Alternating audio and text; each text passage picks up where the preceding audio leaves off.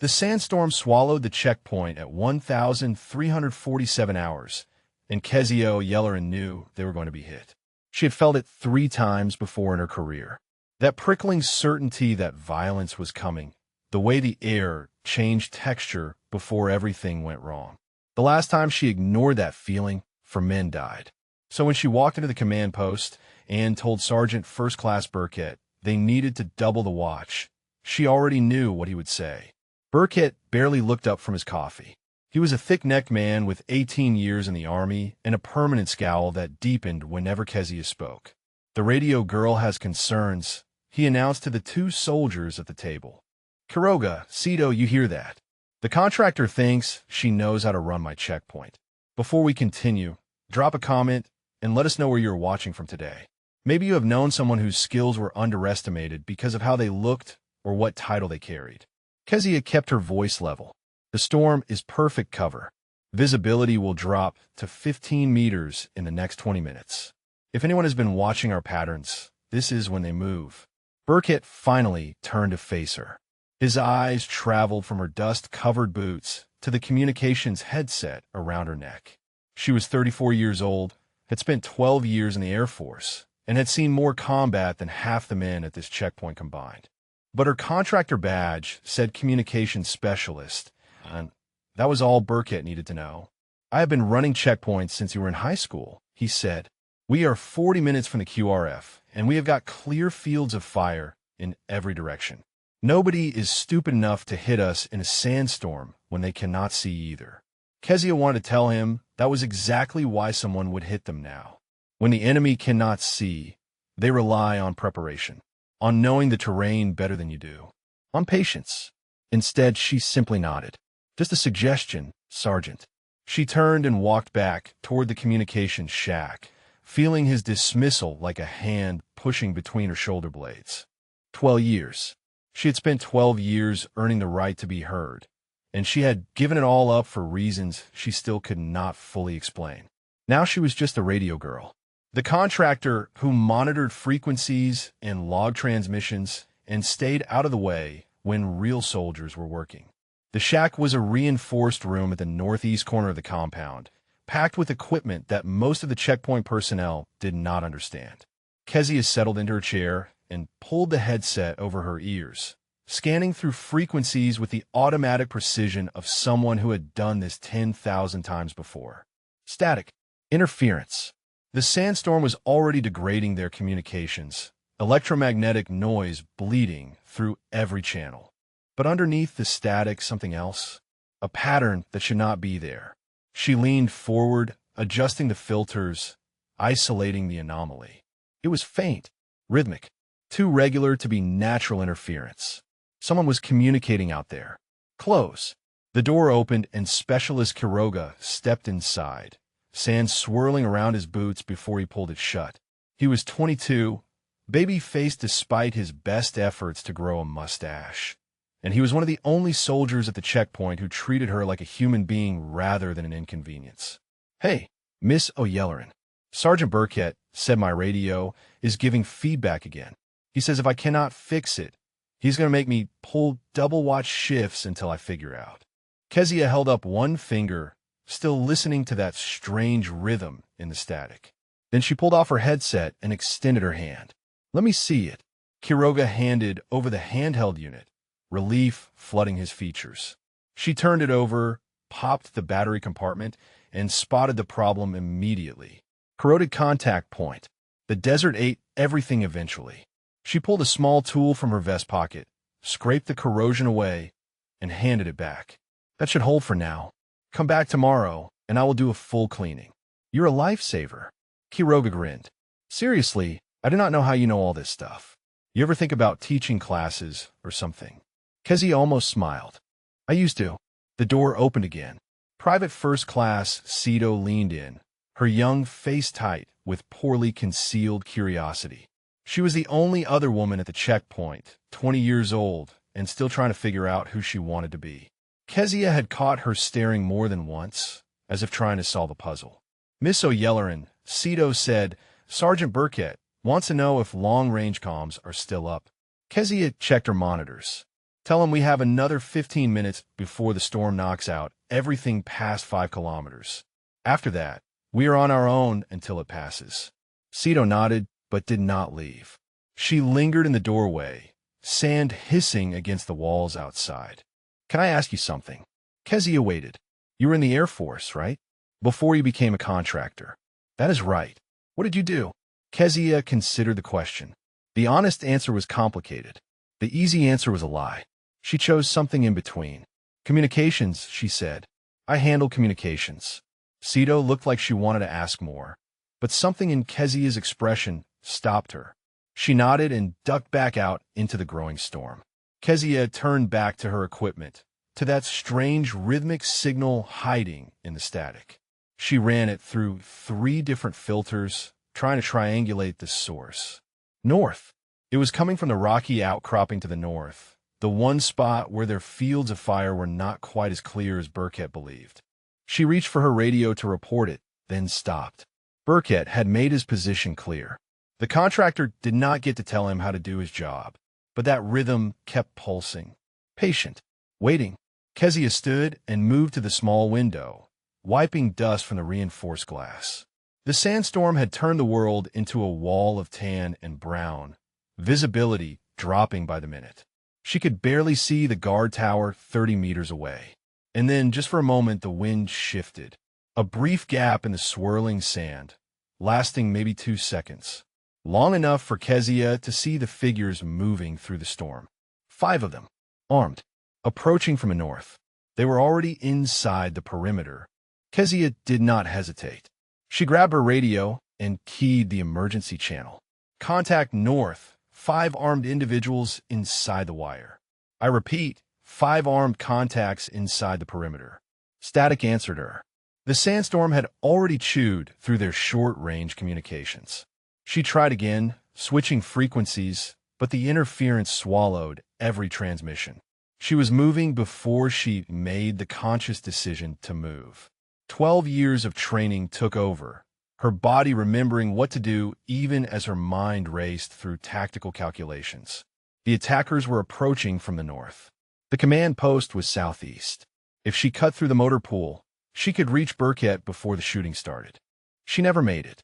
The first gunshot cracked through the howling wind, followed by 2 more in rapid succession. Then the checkpoint erupted into chaos. Kezia dropped behind a concrete barrier as rounds snapped overhead. She could hear, shouting now, Burkett bellowing orders that the wind tore apart before they reached anyone. Another burst of gunfire, this time from the guard tower. Return fire. At least someone had seen them coming. She risked a glance over the barrier. Through the swirling sand, she could see muzzle flashes near the vehicle inspection area. The attackers had split up, flanking from multiple angles. This was not a random assault. This was coordinated, rehearsed. A figure stumbled out of the dust and collapsed 3 meters from her position. Quiroga. He was clutching his shoulder, blood seeping between his fingers, his face twisted with shock and pain. Kezia sprinted to him without thinking. She grabbed him under the arms and dragged him behind the barrier, bullets kicking up sand where he had fallen. His breathing was ragged, his eyes unfocused. Miss O'Yelleran. He said her name like a question, like he was not sure she was real. You're going to be fine, she said, already assessing the wound. Through and through upper shoulder, bleeding but not arterial. He would live if she could stop the blood loss. She pulled the emergency bandage from her vest and pressed it hard against the entry wound. Quiroga screamed, I know it hurts. Keep pressure here. She guided his good hand to the bandage. Do not move. Do you understand me? Do not move from this spot. Where are you going? To end this. She left him there and moved along the barrier, staying low, letting the sandstorm hide her movement. The gunfire was intensifying now, concentrated around the command post. Burkett had managed to rally some of his men, but from the sound of it, they were pinned down. Kezia reached the corner of the motor pool and assessed the situation. She could see 2 of the attackers now, using an overturned vehicle for cover as they poured fire toward the command post.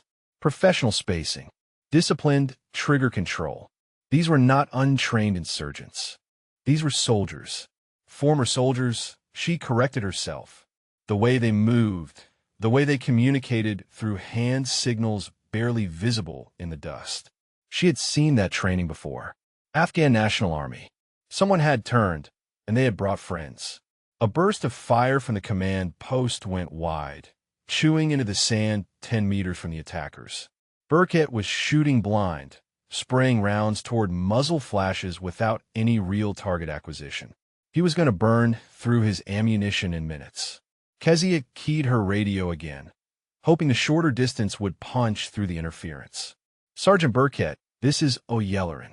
You need to conserve ammunition. They want you to shoot blind. The radio crackled. O'Yelleran, where the hell are you? Motor pool. I have eyes on 2 shooters at your 10 o'clock, 40 meters. They're using the flipped Humvee for cover. A pause. Then Burkett's voice, strained but steadier. Can you flank them? Negative. I am unarmed. That was not entirely true. She had her sidearm, a 9mm that Burkett did not know she carried. Contractors were not supposed to be armed at this checkpoint. But old habits died hard, and Kezia had learned long ago that regulations meant nothing when bullets started flying. But she was not going to announce that over a radio that might be compromised. Stay where you are, Burkett ordered. We will handle this. Famous last words. Kezia watched as Burkett and 2 of his men attempted a push toward the attackers. It was brave. It was also exactly what the enemy wanted. The 3rd attacker appeared from nowhere, rising from a position Kezia had not spotted, catching Burkett's team in a crossfire. One of his soldiers went down immediately. The other dove for cover, pinned and useless. Burkett himself took a round to the leg and collapsed, still firing, still cursing, still refusing to understand that he had been outmaneuvered by people who knew this checkpoint better than he did. Kezia made her decision. She drew her sidearm and moved. The sandstorm was her ally now, the same cover the attackers had used to approach. She circled wide, putting the disabled Humvee between herself and the 2 shooters near the command post. Her focus narrowed to the 3rd attacker, the one who had sprung the trap on Burkett. He was reloading. 7 seconds, maybe 8, before he would be back in the fight. Kezia covered the distance in 5. She came out of the dust like a ghost, her weapon up, her breathing controlled. The attacker saw her at the last moment, his eyes widening in surprise. He tried to bring his rifle around. She put 2 rounds in his chest before he finished the motion. He dropped, and Kezia was already moving again, not waiting to confirm a kill. 2 down. No, 1 down. 4 remaining. The math had not changed enough. She keyed her radio. 1 hostile down at your 2 o'clock. 4 remaining. Sergeant, you need to pull your men back to the command post and establish a defensive position. Burkett's voice came back, pain evident in every word. Who the hell are you? Kezia did not answer. She was already circling toward the next target, her mind running calculations that had nothing to do with radio frequencies. The attackers had known exactly where to hit them. They had known the patrol patterns, the blind spots, the communication vulnerabilities. Someone had given them intelligence, and they were not finished yet. Kezia found Cito hiding behind the generator building, her rifle clutched to her chest, her eyes wide with the particular terror of someone experiencing combat for the first time. The young private was shaking so badly that Kezia could see it even through the swirling sand. Cito. Kezia kept her voice calm, the way she had been trained to speak when everything was falling apart. Look at me. The private's eyes focused slowly, recognition cutting through the panic. Miss O'Yelleran, I need you to breathe. Can you do that for me? Just breathe. Cito nodded, her chest heaving as she forced herself to take slower breaths. The gunfire had subsided to sporadic exchanges, both sides repositioning, probing for weakness. They had maybe 2 minutes before the next push. Have you fired your weapon? Kezia asked. Cito shook her head. I cannot see anything. The sand. I do not know where to shoot. That is good. You do not shoot unless you have a target. Kezia checked her own ammunition. 13 rounds remaining. Not enough. Where is Sergeant Cray? Command post. He is with Sergeant Burkett. Cito's voice cracked. Kowalski is dead. I saw him go down. Kezia processed that information without letting it show on her face. She had not known Kowalski well. A quiet kid from Minnesota who collected comic books and talked about his girlfriend back home. Now, he was a body in the sand, and there was nothing she could do about it except make sure he was not the last one to die today. Listen to me carefully, Kezia said. I need to get to the command post and coordinate with Sergeant Burkett. You're going to come with me. Stay low, stay behind me, and do exactly what I tell you. Understood. Cito nodded again, some of the fear in her eyes replaced by something else. Trust. She was choosing to trust the radio contractor who was suddenly giving orders like she had done this before. Because she had done this before. The memory hit Kezia without warning, triggered by the smell of cordite and blood mixing with desert sand. Syria. 3 years ago. A different checkpoint, a different sandstorm, and her team leader Sergeant First Class Dominic Harrow bleeding out in her arms while she screamed for air support that could not reach them in time. She had made a call that day. The kind of call that ended careers and haunted dreams. The kind of call that separated the person she had been from the person she became. Not now. She shoved the memory down, buried it beneath 12 years of training. Harrow was dead, and she was alive, and there were still 4 armed men trying to kill everyone at this checkpoint. The ghosts could wait. Move, she told Cito, and they moved. They crossed the open ground in short sprints, using the reduced visibility as cover. Kezia kept her sidearm ready, scanning for movement, listening for the telltale sounds of enemy positioning. The attackers had gone quiet, which meant they were planning something. They reached the command post to find organized chaos. Burkett was propped against the wall, his leg wrapped in a hasty bandage that was already soaked through with blood. Sergeant Cray, crouched by the window, rifle up, watching the approaches. 2 other soldiers were tending to a wounded man Kezia did not recognize. Burkett saw her, and his expression cycled through surprise, confusion, and something that might have been grudging reassessment. Oh, Yellerin, you're the one who dropped that hostile. Yes, Sergeant. Where did you learn to shoot like that? Kezia ignored the question. What is our status? Cray answered without turning from the window. 2 confirmed Kia. 3 wounded, including Sergeant Burkett. Long-range comms are down. Short-range is spotty. QRF has no idea we are under attack. For hostiles remaining, Kezia said. Former ANA, based on their tactics. They are not random insurgents. They knew our layout before they hit us. Burkett's eyes narrowed. How do you know they're former ANA? I recognize the training. Kezia moved to the opposite window, checking the sight lines.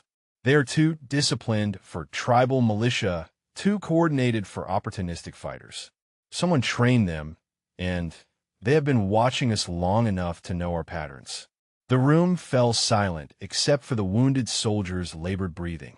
Kezia could feel them all looking at her differently now. The radio contractor who had dropped an armed attacker with 2 shots and was now analyzing enemy tactics like she had spent her career doing exactly that. Because she had. You said communications, Cito said quietly. You said you did communications in the Air Force. That is right. What kind of communications? Kezia checked her magazine, counted her rounds again, and made a decision. The kind where I called in airstrikes while people were shooting at me. The silence stretched longer this time. Burkett broke it. What the hell are you? Right now, I am the person trying to keep us alive. Kezia turned to face him. They have not made another push because they are repositioning. They expected to overrun us quickly, and they failed. Now they're adapting. What do they want? Cray asked. Kezia had been thinking about that since she dropped the first attacker. A coordinated assault on a remote checkpoint, perfectly timed to a communications blackout. Former military personnel with inside knowledge. This was not about killing Americans. This was about something specific. They want something here, she said. Something valuable enough to plan an operation like this. We do not have anything valuable, Burkett said. We're a supply route checkpoint. We inspect vehicles and log convoys. But Kezia was already thinking about the communication shack, about the equipment inside that most of the soldiers did not understand. The SATCOM relay, the encryption modules, the classified hardware that let this checkpoint communicate securely with assets across the entire theater of operations. The communications equipment, she said, They want the encryption modules. Burkett stared at her. How would you even know what encryption modules we have? Kezia met his eyes. Because I installed them, Sergeant. 3 months ago, when I first arrived. And if those modules fall into the wrong hands, every secure communication in Regional Command South is compromised. The gunfire resumed before anyone could respond, and this time it was concentrated on one target. The communications shack. Kezia was out the door before Burkett could order her to stay. The communication shack was 60 meters away, and every second the attackers had uncontested access was another second closer to disaster. She heard Cito shouting her name, heard Cray cursing, but she was already running. The sandstorm had intensified, visibility down to 10 meters now. She used it, cutting angles through the swirling dust, her sidearm up and ready. Rounds cracked past her, close enough that she could feel the pressure waves, but the shooters were firing blind. They knew someone was moving, but they could not see her clearly. She reached the motor pool and pressed against the wall of the maintenance bay, breathing hard, assessing. 2 muzzle flashes near the communications shack. Sustained fire, keeping anyone from approaching. But they were not inside yet. They were trying to breach the reinforced door, and that door had been built to withstand exactly this kind of assault. Kezia had maybe 3 minutes before they figure out the weak point. The ventilation access on the roof. She had noted it when she installed the equipment, had even mentioned it in her security assessment. The assessment that Burkett had probably never read. She needed to move, but she also needed help. For the first time since the attack began, she keyed her radio and spoke directly to the soldiers in the command post. Cray, this is O'Yellerin. I need suppressive fire on the communications shack. Northeast corner. Keep their heads down for 30 seconds. A pause. Then Cray's voice, skeptical but willing. What are you going to do? My job. She did not wait for acknowledgement. 10 seconds later, the command post opened up, disciplined bursts that forced the attackers to take cover. Kezia moved. She had done this 100 times in training and a dozen times for Real. Close quarters movement under fire, using terrain and timing to close distance on a fortified position. The difference was that in training, she had a team. Rangers or SEALs or Delta operators who trusted her with their lives because she had earned that trust. Now she had a wounded infantry sergeant, a scared private, and a handful of soldiers who did not know what she was. It did not matter. The training was the same. She circled wide, approaching the communications shack from the west, where the attackers were not expecting contact. Through the dust, she could see one of them crouched behind a stack of sandbags, changing magazines. He was focused on the command post, on the suppressive fire that was keeping his partner pinned. He never saw her coming. Kezia closed to 5 meters before she fired. 2 rounds, center mass, just like before. The attacker dropped without a sound, and she was already moving to his position, scooping up his rifle, checking the magazine. 23 rounds. Better than 13. 3 down, 3 remaining. The second attacker at the shack realized something was wrong. He spun toward her position, rifle sweeping, and Kezia dropped behind the sandbags as rounds tore through the air above her head. She could hear him shouting in Pashto, calling to his companions, trying to regroup. Cray, shift fire. She barked into the radio.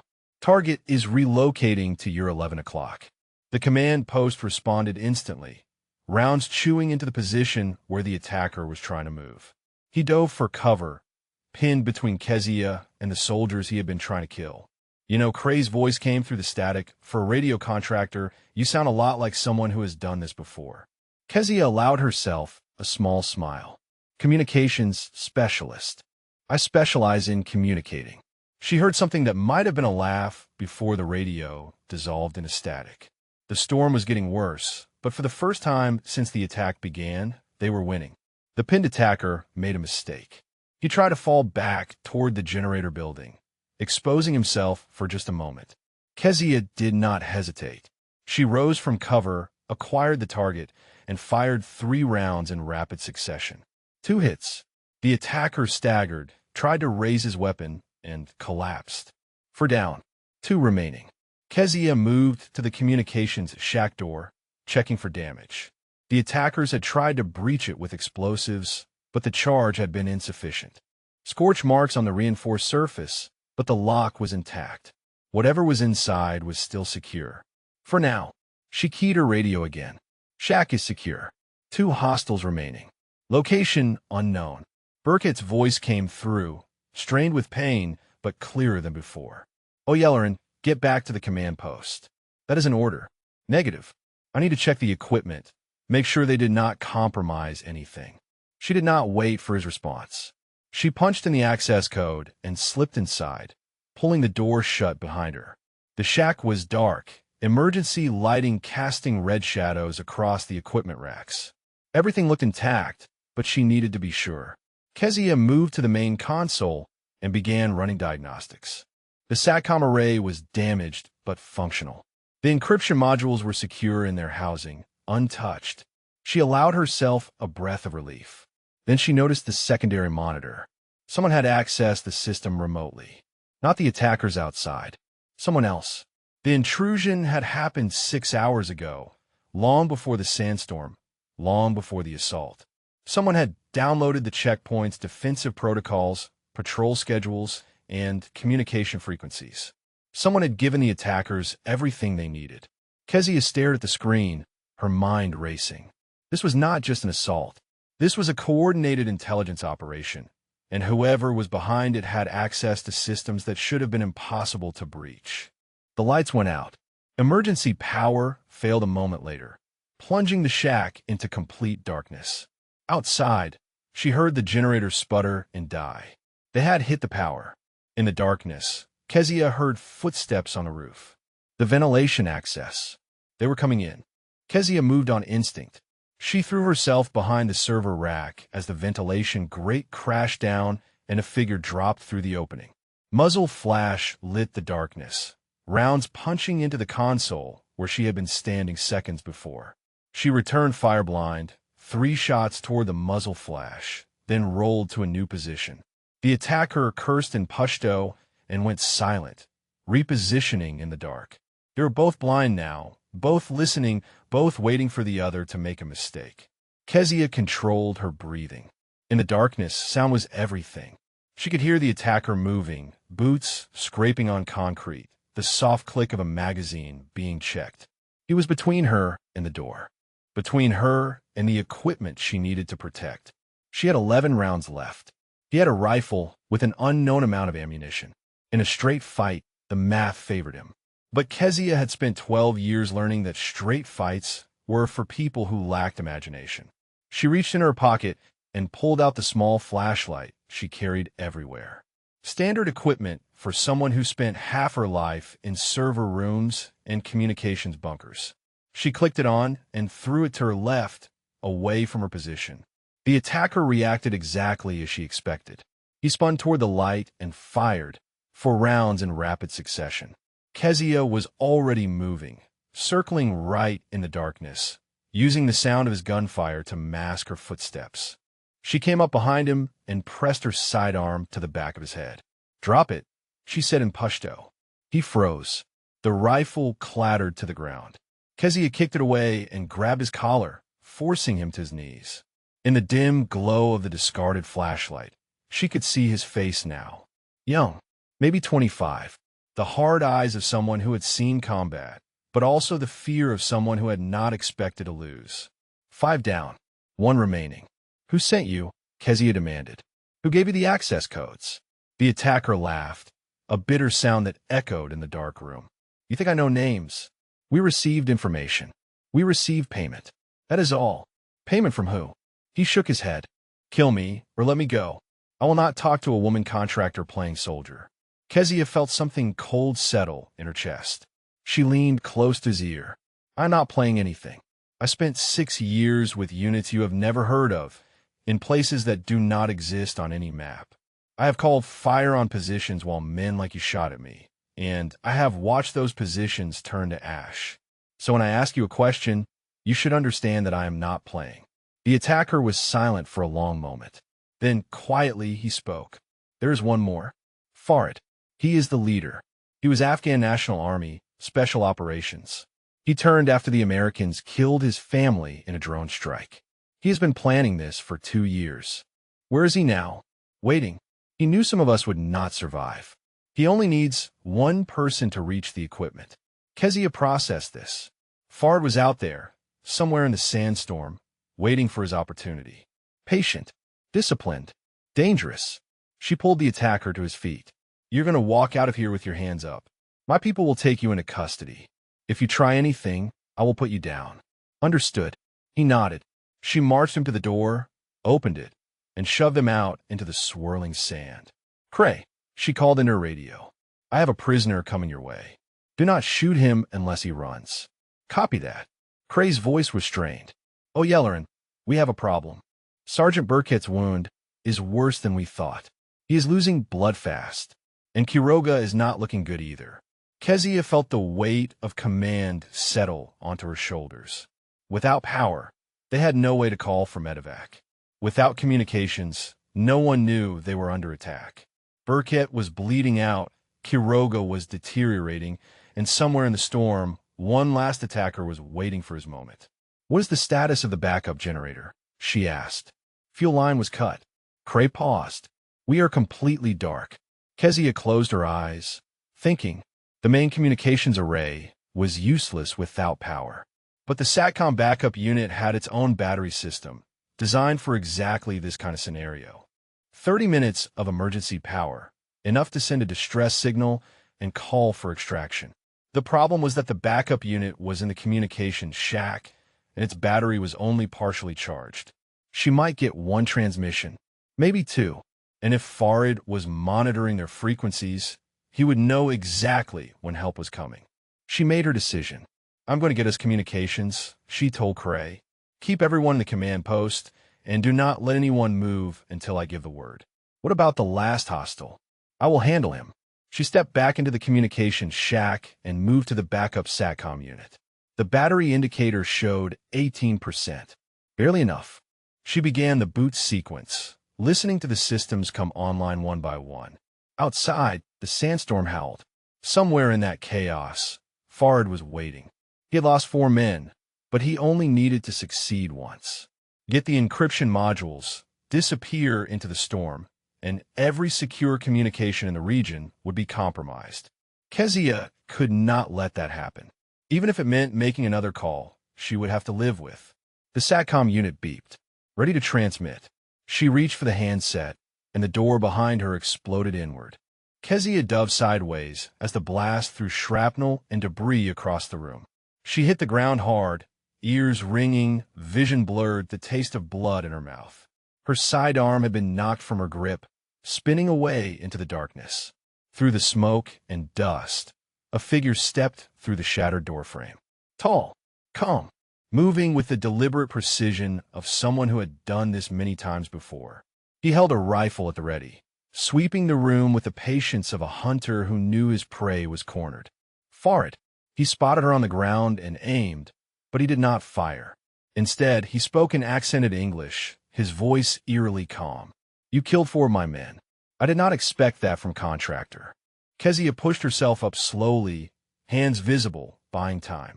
Her sidearm was 3 meters away, half hidden under a fallen equipment rack. Too far. They were trying to kill my people, she said. Your people? Farid laughed softly. The Americans are not your people. You're a tool to them. A contractor they pay to handle equipment they do not understand. When this is over, they will forget your name. You do not know anything about me. I know enough. Farid stepped closer, rifle still trained on her chest. I know you're not just a radio operator. The way you move, the way you shoot. You have had training that contractors do not receive.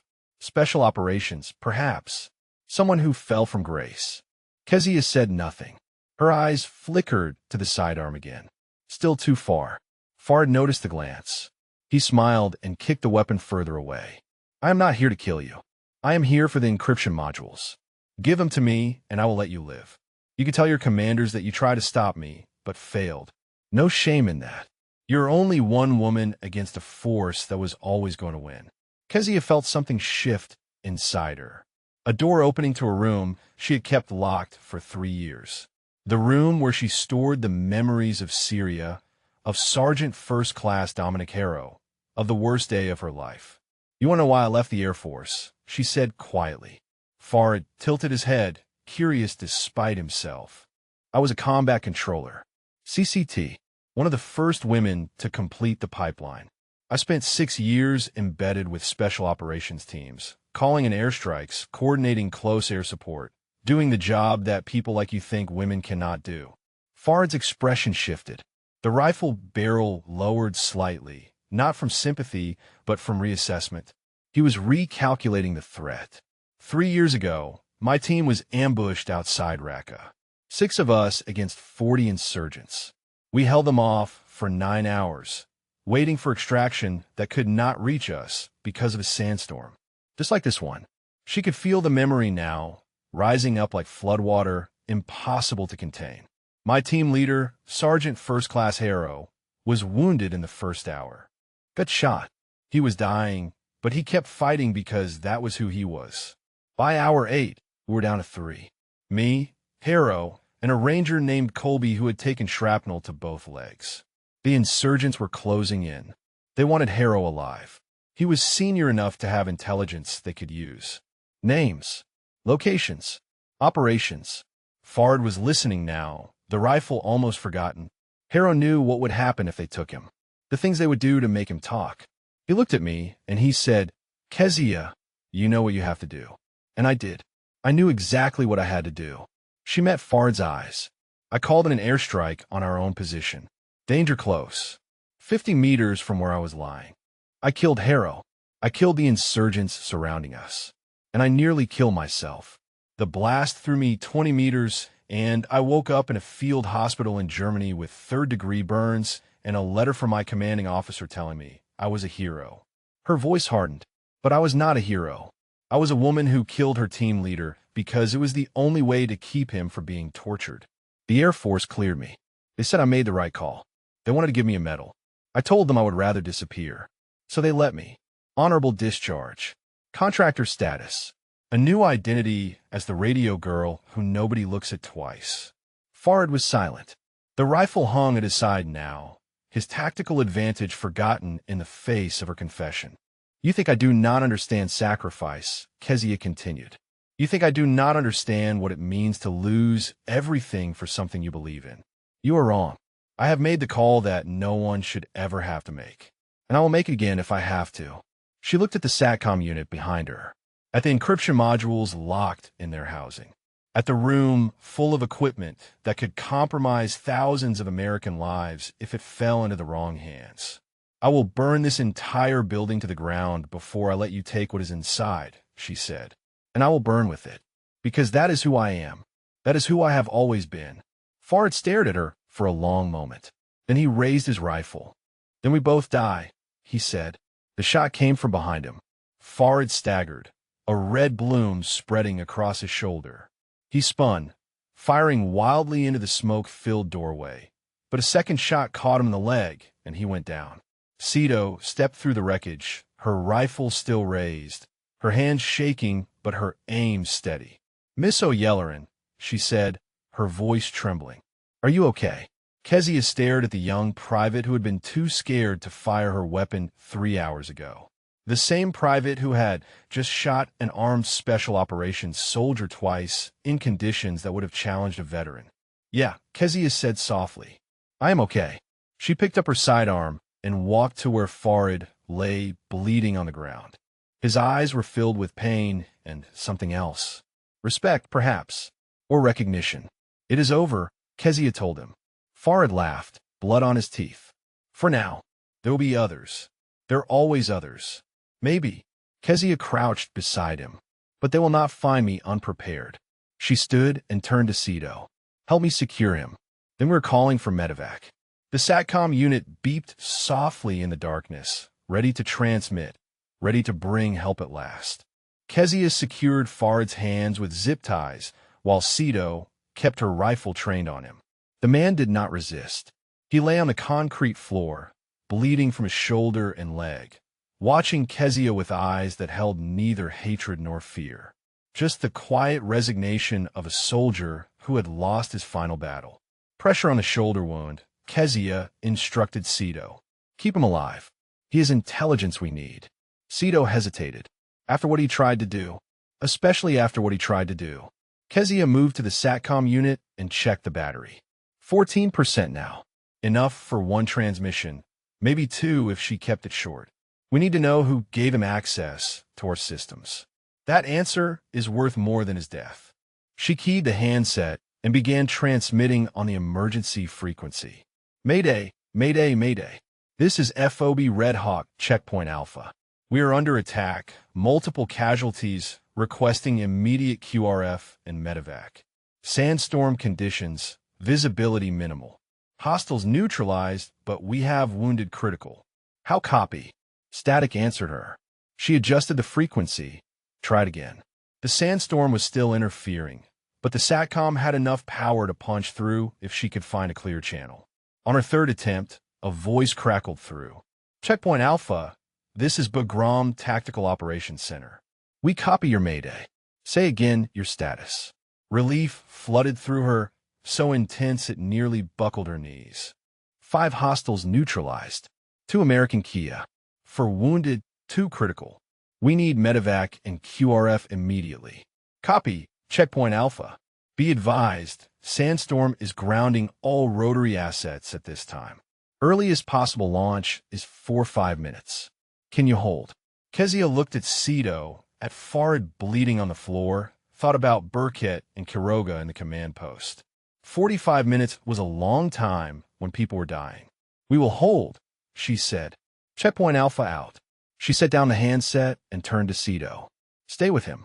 I need to check on the others. Wait. Sito's voice stopped her at the door. What you said to him? About Syria. About what you did. Was that true? Kezia stood in the shattered doorway, sand swirling around her boots. The question hung in the air between them, heavy with implication. She could lie. She could deflect.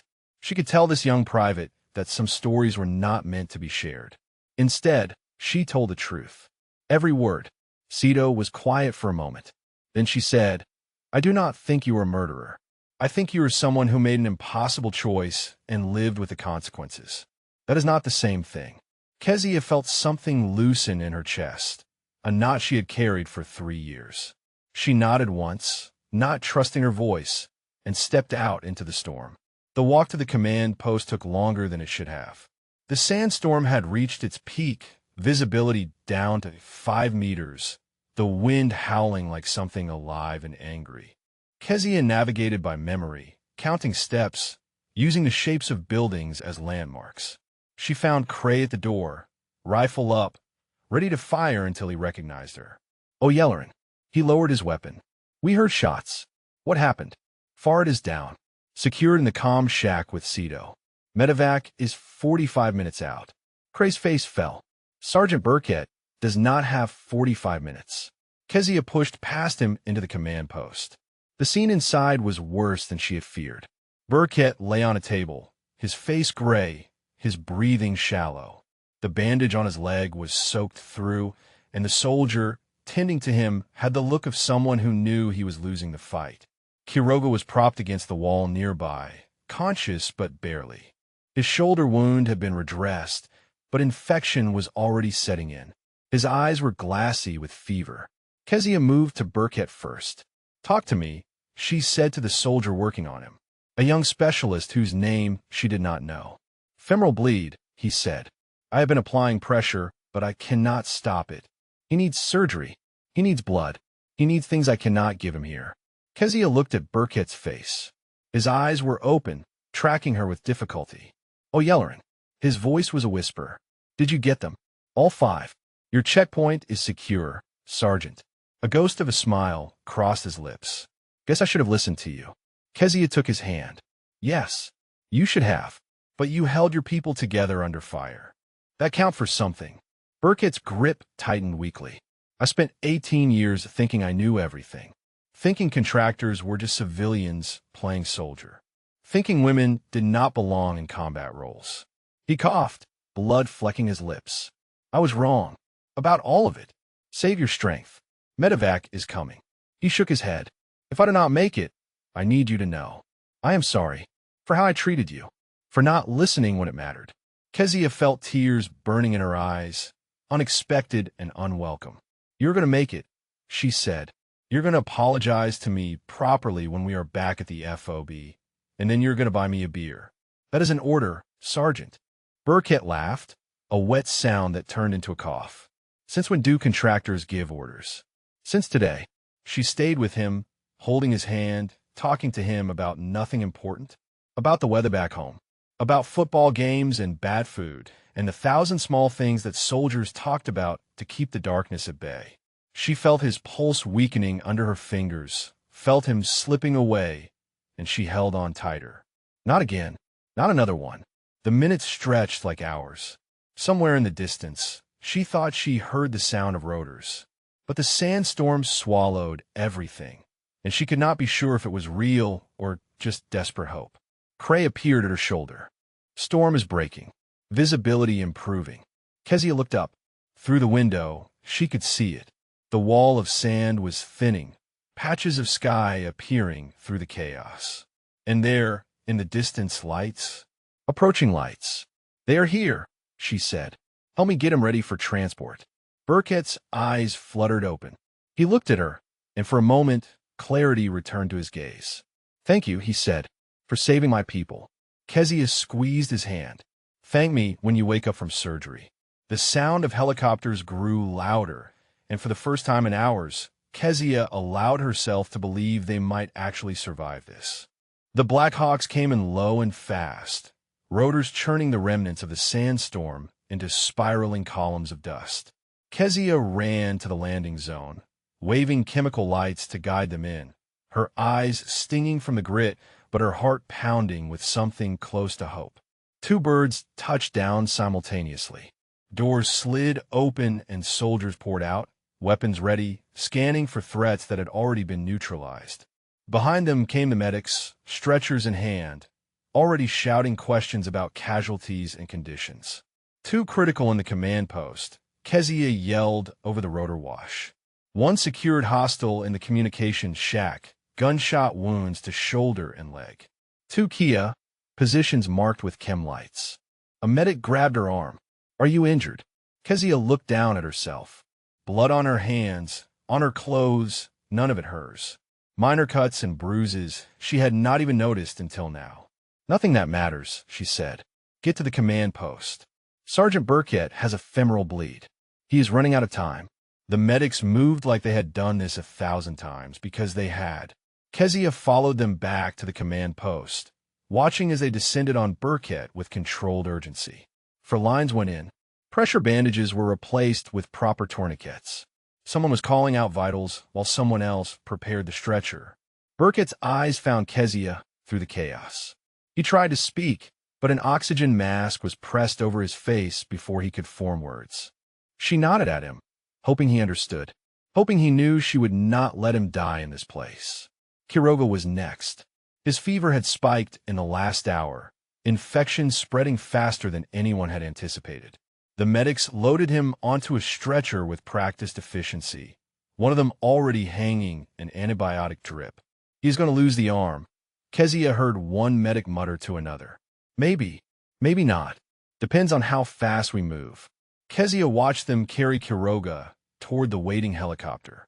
The young specialist who had helped her with his radio just hours ago, who had called her Miss O'Yellerin with genuine respect in his voice. She thought about his girlfriend back home, the one he talked about constantly. She thought about the life he had been planning, the future that might now be altered forever. This was the cost. This was always the cost. People who deserve better, paying prices they should never have to pay. Mom.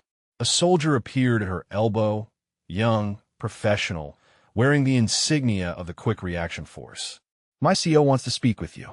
Kezia followed him across the compound to where a cluster of officers had gathered near the communications shack.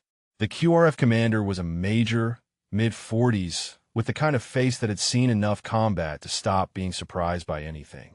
He was studying the shattered doorway, the scorch marks, the evidence of the battle that had raged here.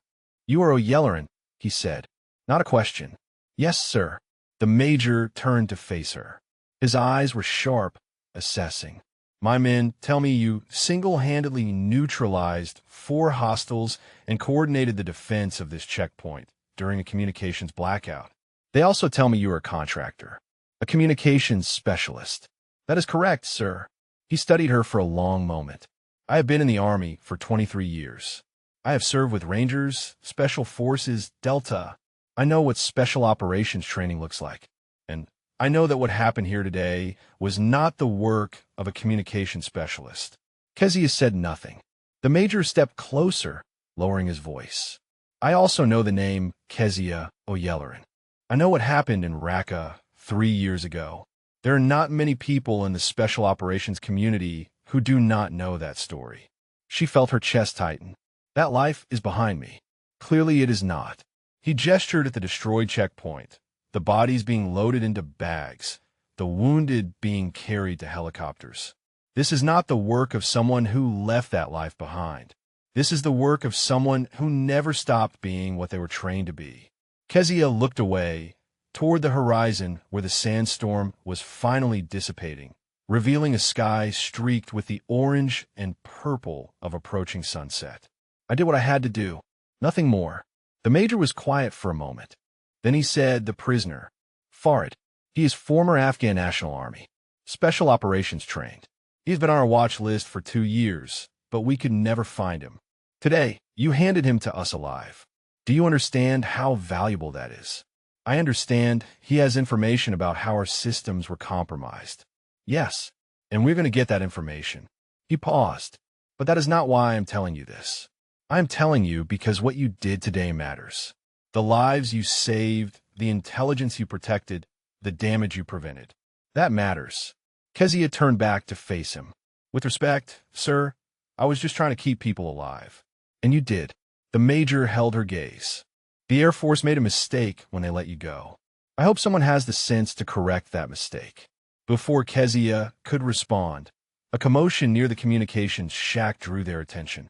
Soldiers were escorting Farid out on a stretcher, his wounds stabilized, his hands secured. He was conscious, his eyes scanning the checkpoint, taking in the aftermath of his failed operation. His gaze found Kezia. For a moment, neither of them moved. 2 soldiers who had tried to kill each other, separated by a few meters of blood-soaked sand. Then Farid spoke, his voice carrying across the distance. You were right, he said, about being willing to burn. I saw it in your eyes. You would have done it. Kezia walked toward him, stopping beside the stretcher. The soldiers tensed, but did not interfere. Your family, she said quietly. The drone strike that killed them. I am sorry that happened to you. Farid's expression flickered. Surprise, perhaps. Or confusion. You are sorry. What happened to your family was a tragedy. It does not justify what you tried to do here today, but I understand why you did it. Grief makes people capable of terrible things. Farid was silent for a long moment. Then he said, You understand nothing. But you're not what I expected. Perhaps that is enough. The soldiers lifted his stretcher and carried him toward the waiting helicopter. Kezia watched him go, feeling the weight of everything that had happened settling onto her shoulders. 5 men had come to this checkpoint to steal secrets and kill Americans. 4 of them were dead. 1 was in custody, and somewhere in the chaos, something had shifted inside her. She had spent 3 years hiding from who she was. Today, she had remembered. The question now was what she was going to do about it. The last helicopter lifted off carrying the wounded, and silence settled over the checkpoint like a blanket. Not true silence. There was still the wind, the creak of damaged structures, the distant rumble of the departing rotors. But after hours of gunfire and chaos and desperate survival, it felt like silence. Kezia stood in the center of the compound and let herself breathe. Cray found her there, his rifle slung over his shoulder, exhaustion carved into every line of his face. He had a cut above his eye that someone had hastily bandaged, and his uniform was stained with blood and sand and things she did not want to identify. Hell of a day, he said. Kezia almost laughed. That is one way to put it. He stood beside her, both of them looking at the destruction. The scorched communications shack, the bullet-riddled walls, the dark stains in the sand where men had fallen and died. Can I ask you something? Cray said. You can ask. When Sergeant Burkett called you the radio girl this morning, why did you not correct him? Why did you let him treat you like that, when you could have shut him down with one sentence about who you really are? Kezia considered the question. It was a fair one. She had asked herself the same thing 100 times over the past 3 years. Because I was tired, she said finally. Tired of being the person everyone expected me to be. Tired of the looks, the questions, the weight of a reputation I never asked for. When I became a contractor, I thought I could just disappear. Be nobody. Do the job without all the other stuff that came with it. How did that work out for you? She looked at the destroyed checkpoint, at the evidence of everything she had done today. Not great, apparently. Cray was quiet for a moment. Then he said, "For what it is worth, I'm glad you did not stay disappeared. If you had been nobody today, a lot of us would be dead right now." Kezia did not know how to respond to that. She was saved from having to try by the arrival of Cito, who emerged from the communications shack looking like she had aged 10 years in the past few hours. "The prisoner is secured for transport," Cito reported. "Second Bird is coming back for him and the bodies." She hesitated. "And for us, I guess. They are evacuating the checkpoint until they can assess the damage and send reinforcements." "Makes sense." Kezia looked around at the battered compound. "This place is not defensible right now." Cito nodded, but she did not leave. She stood there, shifting her weight, clearly wanting to say something. "Spit it out, Private. I just wanted to say thank you." Cito met her eyes. "Not just for saving our lives, for showing me what it looks like. What strength looks like when it does not need to announce itself. I spent my whole life being told women had to fight twice as hard to be taken half as seriously in the military. Today you showed me that some people do not fight to be taken seriously. They just are serious, and everyone else catches up eventually." Kezia felt that knot in her chest loosen another fraction. "You did good today, Cito. That shot you made on Farid. That was not luck. That was training and courage under fire. Do not let anyone tell you different." Cito's eyes glistened, but she blinked it back and straightened her spine. "Yes, ma'am." She paused. "I mean, Miss O'Yellerin." "Kezia." She surprised herself by saying it. "My name is Kezia, and you have earned the right to use it." A smile broke through Cito's exhaustion. "Kezia, then." Cray cleared his throat. "Not to interrupt this moment, but there is something you should probably see. In the comm shack. The backup systems you brought online before the attack. They recorded everything." Kezia frowned. "Recorded what?" "Everything. Every transmission we made, every transmission they made, including some encrypted chatter that came in about 20 minutes before the attack started." Kezia was moving before he finished speaking. She crossed the compound and entered the communications shack, stepping over debris and shell casings to reach the backup console. The screen was cracked but functional, displaying a log of captured transmissions. She scrolled through the data, her eyes scanning the timestamps and frequency markers. There, 23 minutes before the first shot, an encrypted burst transmission on a frequency that should not have been in use. She ran it through the decryption protocol she had installed months ago, protocols that only a handful of people knew existed. The message resolved on the screen. Kezia read it twice, then a third time, her blood running cold. The transmission had not come from outside the checkpoint. It had come from inside. Someone at FOB Red Hawk had sent coordinates, patrol schedules, and access codes directly to Farid's team. Someone with high-level clearance. Someone who was still out there, still embedded, still a threat. "This is not over," she said quietly. Cray appeared at her shoulder, reading the screen. "What does that mean?" "It means Farid was not working alone. He had help from inside. Someone at the FOB. Someone with access to systems that should be untouchable." "Do you know who?" "Not yet." Kezia copied the transmission data to a secure drive and pocketed it. "But I'm going to find out." She turned and walked out of the shack, back into the fading daylight. The second helicopter was approaching, its rotors beating against the darkening sky. In a few minutes, they would be evacuated to the FOB. She would be debriefed, questioned, probably praised for her actions today. And somewhere in that FOB, a traitor was waiting. Someone who had sold out their own people. Someone who had gotten Americans killed. Kezia watched the helicopter descend, her jaw tight, her mind already working the problem. She had spent 3 years hiding from who she was. That ended now. The helicopter touched down at FOB Red Hawk just as full darkness settled over the base. Kezia stepped off the bird and into controlled chaos. Word of the checkpoint attack had spread, and the FOB was buzzing with activity.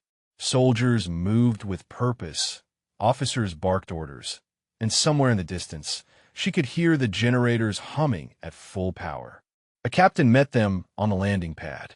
Young, eager, clipboard in hand.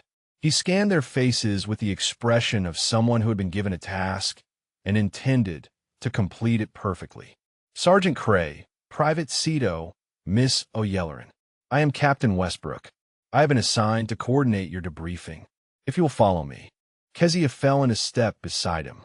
What is the status of our wounded? Sergeant Burkett is in surgery. Doctors say he has a fighting chance. Specialist Quiroga is stable, but they're still assessing the arm. The captain glanced at his clipboard. You will be pleased to know the prisoner is secure and talking. Apparently, he is very interested in making a deal. What kind of deal? Information in exchange for consideration. He claims to have intelligence about other planned attacks, names of collaborators, the whole network. Kezia felt the secure drive in her pocket, heavy with the evidence of betrayal. Has he mentioned anything about inside help? Westbrook's stride faltered slightly. That is above my pay grade, ma'am. The intelligence officers will handle that aspect. They reached the Tactical Operations Center, a reinforced building at the heart of the FOB. Inside, screens glowed with maps and data feeds, and a dozen soldiers worked at stations monitoring everything from drone footage to communication intercepts. The QRF major was waiting for them. He had cleaned up since the checkpoint, his uniform fresh, his expression serious. Beside him stood a woman Kezia did not recognize. 50s, silver hair cut short, civilian clothes that did not quite hide the authority in her posture. Miss O'Yelleran, the major said. This is Director Chun. She is with the Defense Intelligence Agency. Chun extended her hand.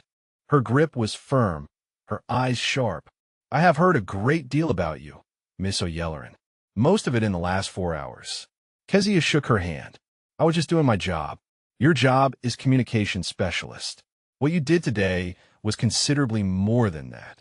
Chun gestured to a private office off the main floor. I would like to speak with you alone, if you do not mind. Kezia glanced at Cray and Cito. They nodded, understanding. Whatever came next, she would face it herself. The office was small and sparse. A desk, 2 chairs, a laptop that Chun opened as soon as the door closed. She typed briefly, then turned the screen toward Kezia. Technical Sergeant Kezia O'Yelleran, Chun read aloud. Air Force Combat Contrôleur.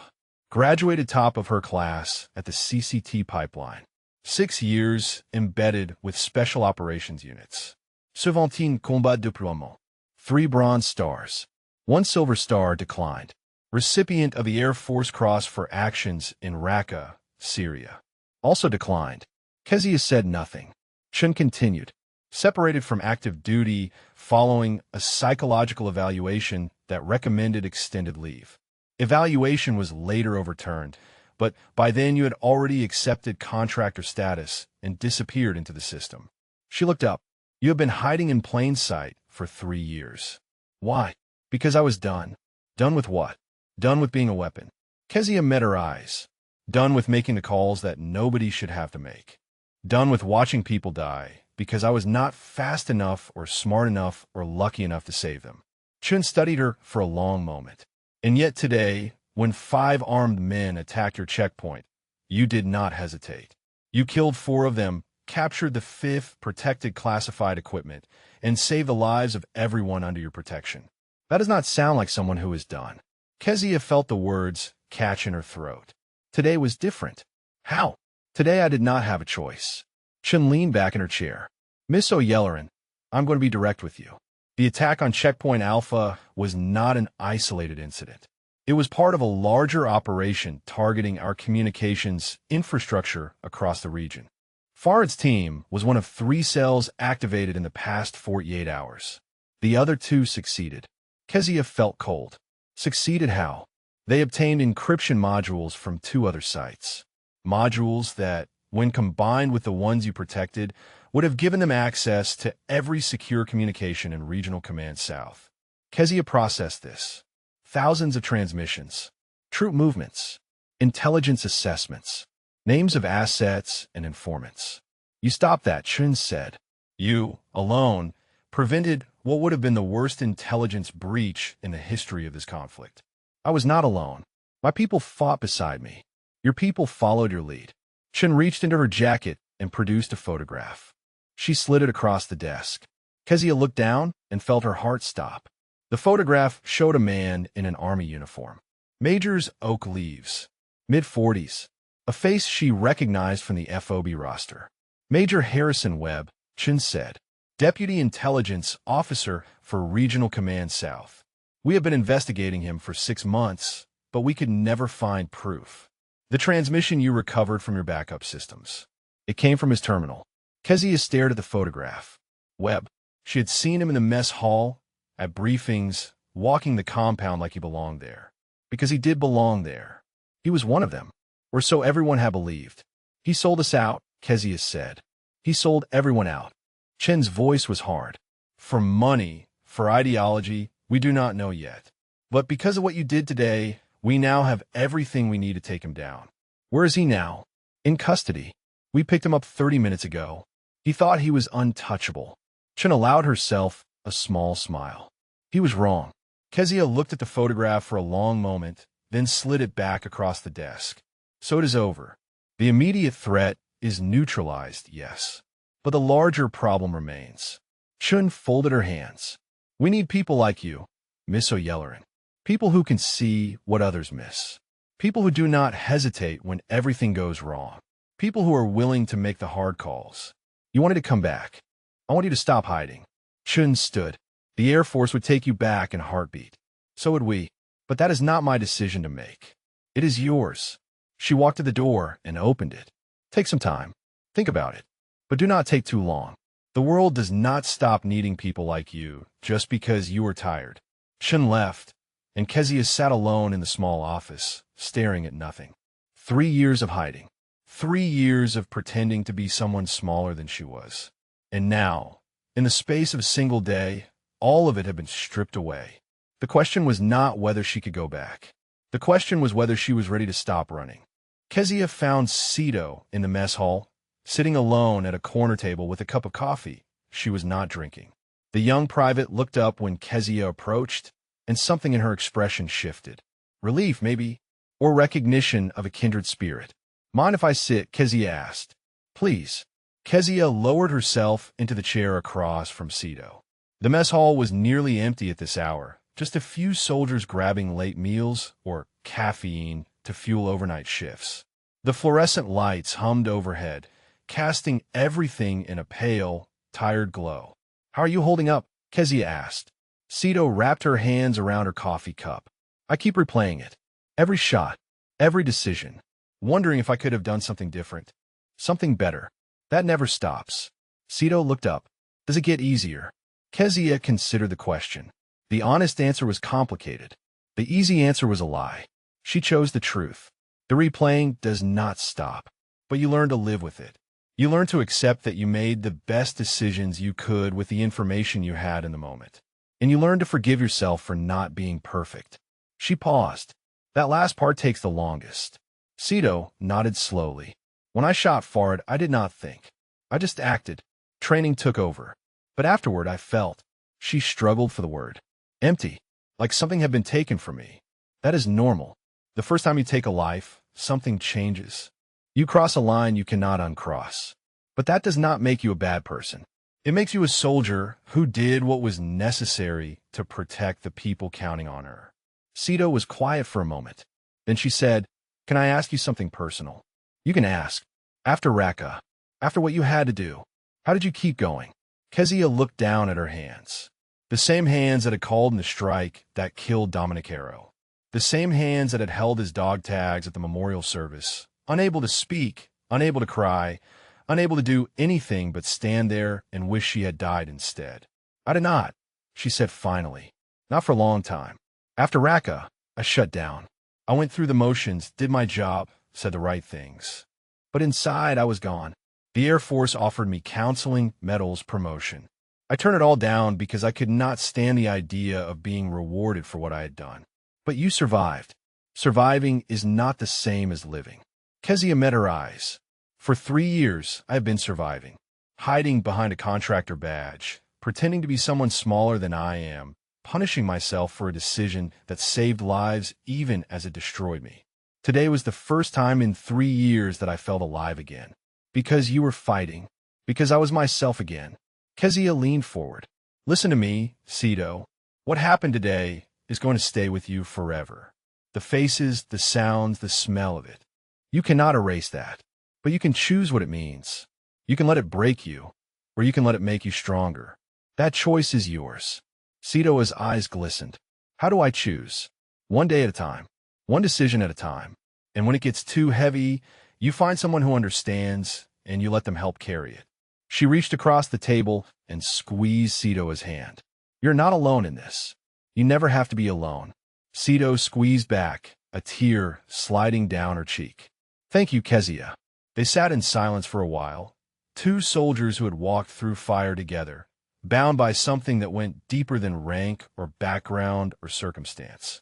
Eventually, Cray appeared at the table, a tray of food in his hands that he clearly had no intention of eating. He sat down heavily, exhaustion written across his features. Just came from the hospital, he said. Burkett is out of surgery. Doctors say he's going to make it. Probably looking at 6 months of rehab, but he will walk again. Kezia felt a weight lift from her chest. And Quiroga. Cray's expression darkened slightly. They saved the arm, but there is nerve damage. He is going to need multiple surgeries, long-term physical therapy. His days of active duty are probably over. Kezia closed her eyes. 22 years old. A girlfriend waiting for him back home. A life that would now be forever different because of a sandstorm and 5 men with guns. He is alive, Cito said quietly. That is what matters. Cray nodded. He asked about you, Kezia. Said he wanted to thank the radio girl who saved his life. Kezia almost smiled. Tell him I will visit tomorrow. And tell him he still owes me a functioning radio. The three of them sat together in the quiet mess hall, not talking, just existing in each other's company. Outside, the FOB continued its endless rhythm of activity. But in this small corner, there was peace. Kezia thought about Director Chen's offer. About the Air Force, the DIA, the life she had left behind. For 3 years, she had been running from who she was. Today, she had been forced to stop running. And in stopping, she had found something she thought she had lost forever. Purpose. She stood, drawing the attention of both Cray and Cito. Where are you going? Cray asked. To make a phone call. Kezia looked at each of them in turn. You both did good today. Whatever happens next, I want you to remember that. You held the line when it mattered. Not everyone can say that. She turned and walked out of the mess hall into the cool night air of the FOB. Above her, stars were emerging from the darkness. The same stars that shone over Houston, over Raqqa, over every battlefield she had ever walked. She pulled out her phone and dialed a number she had memorized but never called. It rang twice before a voice answered. This is Technical Sergeant Kezia O'Yelleran, she said. I am ready to come home.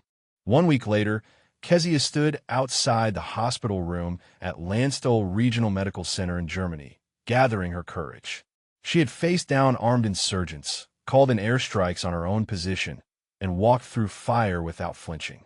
But this was harder somehow. This required a different kind of strength. She pushed open the door. Burkett was propped up in the hospital bed, his leg elevated in a complex arrangement of braces and supports.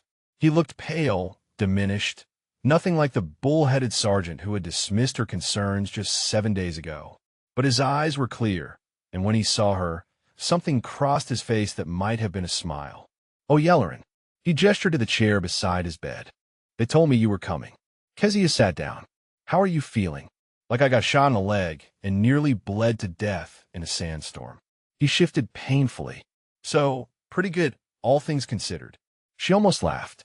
You look terrible. You should see the other guys. He paused. Actually, you did see the other guys. You put most of them there. The silence that followed was not uncomfortable. It was the silence of two people who had shared something that words could not adequately capture. "I owe you an apology," Burkett said finally. "I treated you like dirt from the day you arrived at my checkpoint. I dismissed your concerns, ignored your expertise, and nearly got everyone killed because I was too arrogant to listen to a contractor." To a woman. He met her eyes. "I was wrong. About all of it." Kezia considered his words. "You already apologized. At the checkpoint before the medevac. That does not count. I was delirious and bleeding out. This one counts." He extended his hand. "I am sorry, Kezia. Truly." She took his hand and shook it. "Apology accepted. Now you owe me a beer." Burkett laughed, then winced. "Do not make me laugh. It hurts everything." He released her hand. "I heard rumors that you're going back to the Air Force. Back to the CCT program." "Not exactly." Kezia leaned back in her chair. "They want me to train the next generation. Instructor position at the Combat Controller Schoolhouse. Apparently, there are not many people with my experience still willing to teach." Burkett nodded slowly. "Those kids are lucky." He paused. "I hope they know that. I will make sure they do." She visited Quiroga next. He was in a different wing, his arm immobilized in a complicated brace, his face drawn with the lingering effects of infection and surgery. But when he saw her, his whole expression lit up. "Miss O'Yelleran." He tried to sit up straighter. "I mean, Sergeant O'Yelleran. I heard about your promotion. News travels fast. Everyone is talking about it. The radio girl who turned out to be some kind of special operations legend." He grinned despite his obvious pain. "I knew there was something different about you. The way you fixed my radio that day. Nobody fixes things that fast unless they really know what they are doing." Kezia smiled. "How is the arm?" Quiroga's grin faltered slightly. "Doctors say I will get most of the function back. Eventually. But my days of carrying a rifle are probably over." He looked down at his immobilized limb. "I'm trying not to think about what that means. It means you get to find a new way to serve." Kezia leaned forward. "The military is not just about pulling triggers. There are 1,000 ways to contribute. You just have to find the one that fits who you are now." "Is that what you did? When you became a contractor?" "No." Kezia shook her head. "When I became a contractor, I was running away. Hiding from who I was because I could not face what I had done. That is not what you are doing. You are adapting. There's a difference." Quiroga was quiet for a moment. "My girlfriend flew in yesterday. She is staying at a hotel near the base." He smiled. "She said she does not care about my arm. She said she fell in love with me, not my military career. She sounds like a keeper." "She is." He looked at Kezia. "Thank you for saving my life, for saving all of us." Kezia stood and placed her hand on his uninjured shoulder. "You would have done the same for me." She left the hospital and stepped into the German afternoon. The cool air a sharp contrast to the Afghan heat she had grown accustomed to. Her phone buzzed with a message from Cito. A photograph of a young private standing in front of a sign that read Air Assault School, her face beaming with pride. Kezia smiled and typed back, "Make me proud." The response came immediately. "Already on it." 3 days later, Kezia stood at the entrance to the Combat Controller Training Facility at Pope Field, North Carolina. The building looked exactly as she remembered it from her own training a lifetime ago. The place where scared young airmen were forged into something extraordinary. The place where she had learned who she really was. A colonel met her at the door, gray-haired, weathered, with the quiet confidence of someone who had earned every medal on his chest. He saluted, and she returned it. "Technical Sergeant O'Yelleran. Welcome home." "Thank you, sir." He walked her through the facility, past classrooms and equipment bays, and the pool where trainees learned to stay calm while their lungs screamed for air. Young faces looked up as she passed, curious, assessing. They did not know her story yet. They would learn. The colonel stopped at a door marked Lead Instructor and handed her a key. "This is yours now," he said. "The next class starts in 2 weeks. 23 candidates. By the time you're done with them, maybe 5 will graduate." He paused. "I know that sounds harsh, but you know better than anyone what this job requires." Kezia took the key. She thought about Dominic Harrow, about the call she had made in Raqqa, about 3 years of hiding and 1 day of reckoning. She thought about Burkett and Quiroga and Cito, about the lives she had saved and the lives she had taken. I know exactly what it requires, she said, and I will make sure they do too. The colonel nodded and left her alone. Kezia unlocked the door and stepped inside. The office was small, functional, a desk and chair and a window overlooking the training grounds. On the desk sat a folder containing the names and files of 23 young men and women who wanted to become combat controllers. She sat down and opened the folder. If you connected with this story, drop a comment and share your favorite moment. Or tell us about someone you know whose true strength was hidden until the moment it mattered most. Kezia read the first name on the list, then the second, then the third. 23 futures waiting to be shaped. 23 chances to pass on everything she had learned. She pulled a photograph from her pocket. Dominic Harrow, smiling in his dress uniform, taken a week before the mission that killed him. She had carried it for 3 years, a reminder of her failure, her guilt, her shame. Now, looking at it, she saw something different. Not a reminder of what she had lost. A reminder of why she kept going. I will make sure it meant something, she whispered. I promise. She placed the photograph on her desk where she could see it every day, picked up her pen, and began to write. The next generation was waiting.